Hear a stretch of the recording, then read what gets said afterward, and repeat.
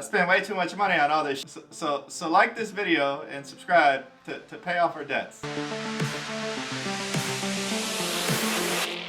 What's up, guys? It's Captain Warcrime here. Today we're going to be building a new computer for myself because my other one decided to shit the bed. We're going to be building in a Corsair iQ 5000X case. We're going to be pairing that with the MSI Mag B760 Tomahawk DDR5 Wi-Fi board, powered by the Intel Core i9-13900K. Our graphics, not quite top tier, but you know, pretty damn close. We got the ASUS TUF RTX 4080. 4090 would have been top tier, but I do some shady shit for a 4090. Tune into our Twitch channels and I'm pretty sure we got a clip or two about that. To back everything up with the RAM, we got 128 gigs of Corsair Vengeance DDR5 5200 megahertz.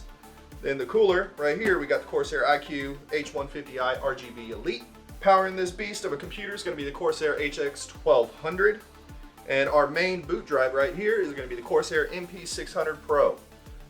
As you can see, I kind of like Corsair. So Corsair, if you want to check this video out, just reach out to me, email. We can work a deal out. We also got the Corsair SP120 RGB Elite fans. Everything's going to be controlled right here by the Corsair iQ Commander XT. All right, so without further ado, let's unbox everything and get this shit show on the road. I chose to go with the B760 instead of the B790 because it was about $70 cheaper at the time of purchase. There are a couple of differences between the two apart from just the price. The B760 has 3 M.2 slots, whereas the B790 only has 4.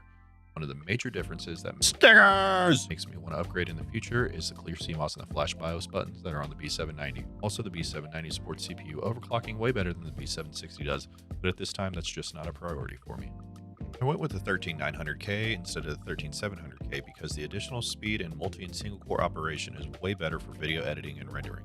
Also, who doesn't want top tier performance? This behemoth has no issues with 4K or 1080p gaming. It has 16 gigabytes of GDDR6X memory that makes sure it can handle anything that's thrown at it. The H150i all-in-one cooler is some of the best bang for your buck you can get on the market right now. The 360mm radiator paired with the 3 120mm fans allow you to keep your CPU at the coolest operating temperatures no matter what the workload is.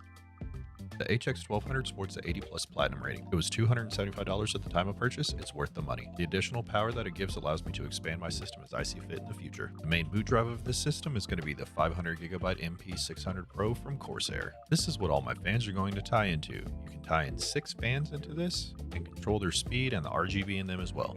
It also allows you to tie in 2 temperature probes if you want to keep an eye on your GPU and your reservoir temperatures.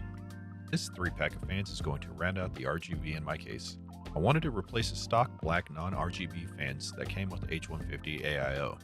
The 120mm fans move plenty of air to ensure that there is no stagnant warm air in my system and that everything has cool, fresh, moving air over it. Now let's build this computer. To start off with, we're going to install the bracket for the Corsair H150i. The bracket is for the LGA 1700 chipset. There are little pins that you need to slide to the right distance so that it drops into place on the back of your motherboard. Another nice feature that Corsair added was a 3M tape. Ensure that your bracket does not move in any way.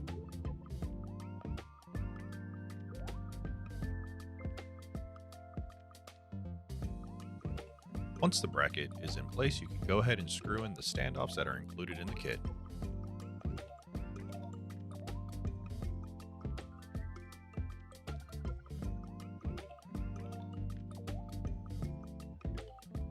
On this motherboard, there are 3 M.2 slots, all labeled on the heatsinks included with the motherboard.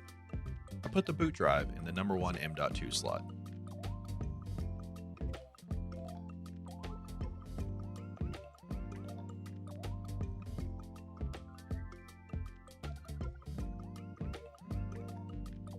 On the underside of each heatsink is an included thermal pad to help transfer the heat from the M.2 to the metal heatsink plate.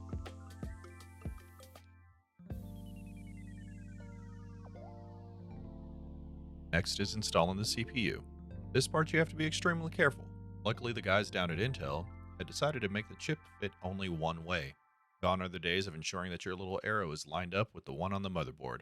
Also, there are no longer any pins on the bottom of the CPU, so that's another stress you don't have to worry about. Now we're installing the RAM.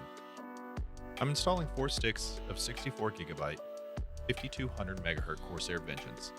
It's as simple as opening the clips and then pushing the RAM down until the clips lock it in place. Installing the motherboard is really simple. Luckily for me, the standoffs were pre-installed in the right positions for this motherboard.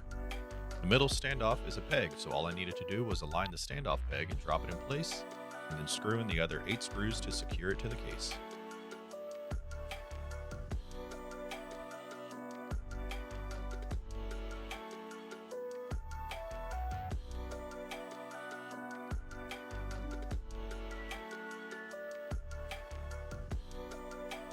So before we begin installing the power supply or any fans, radiators, anything along those lines, we do have to finish preparing this case.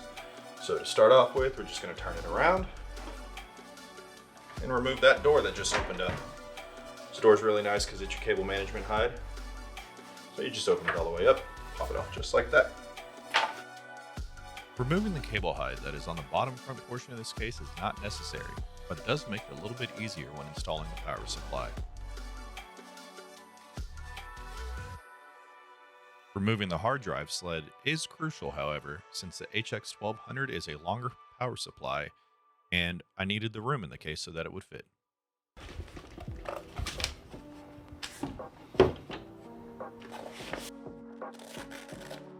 So for this one, we're going to need our 24 pin SATA, another SATA. We've got to find our PCIe Express.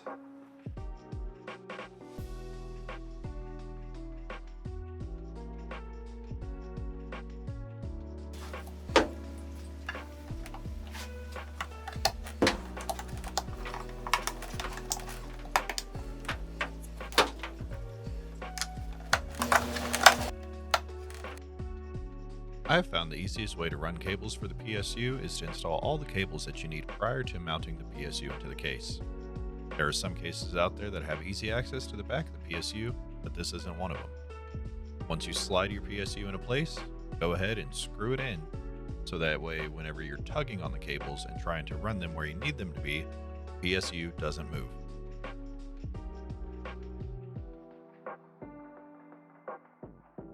Now I know this doesn't look like the best cable management in the world, but rest assured, that's going to change. Keep watching till the end of this video and you'll see. Installing the AIO is important because it needs to be done properly, and it cools your CPU. You need to ensure that your in and out tubes are higher than the pump. What this does is it makes sure that any air in the system gets trapped in the radiator instead of in the pump.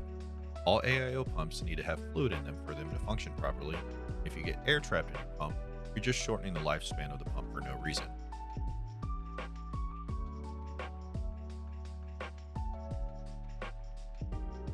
This AIO came with thermal paste already on it, so I didn't have to worry about spreading any thermal paste myself.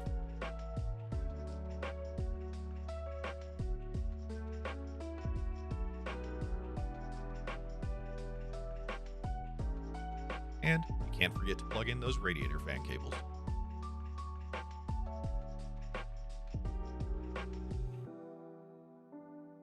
The 4080 is a double slot card, so I had to remove 2 of the PCIe covers from the rear of the case. Then the card just slid right into place and I tightened down the screws and it was good to go. This card has minimal sag to it, but ASUS did include an anti-sag bracket with it. A nice feature of this case is the 3 SSD spots on the back side of the case. Keeps the drives out of sight, so if you have 2 mismatching brands like I do, no one will ever know, unless you make a YouTube video and post it for the world to see.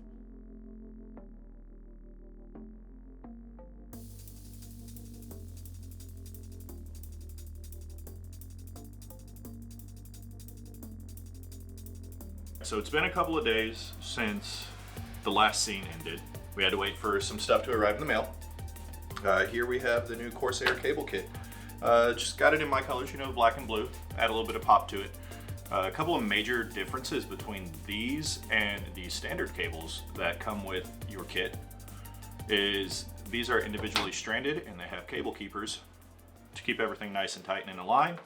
And as well as these PCIe cables here don't have the little daisy chain off of it. So it's gonna take up less room. The 24 pin motherboard power cable. This is a lot easier to bend and fit around the corners and to get your cable management really good versus this beast. So now it's time to go ahead and install all these cables.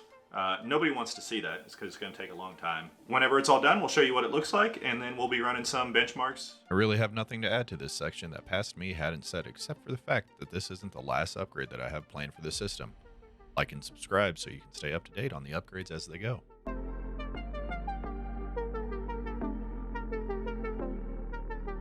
I ran the 3D Mark TimeSpy benchmark and scored a 21,779. Now that's nowhere near the top of the leaderboard. This is in a system designed to take the top slot. It is stock with no overclocking and not enough cooling to support overclocking to make the leaderboard. Yet. Thanks for watching the video. Make sure to subscribe so you can see future updates to this rig, and you can also watch Bunny build her own PC sometime soon.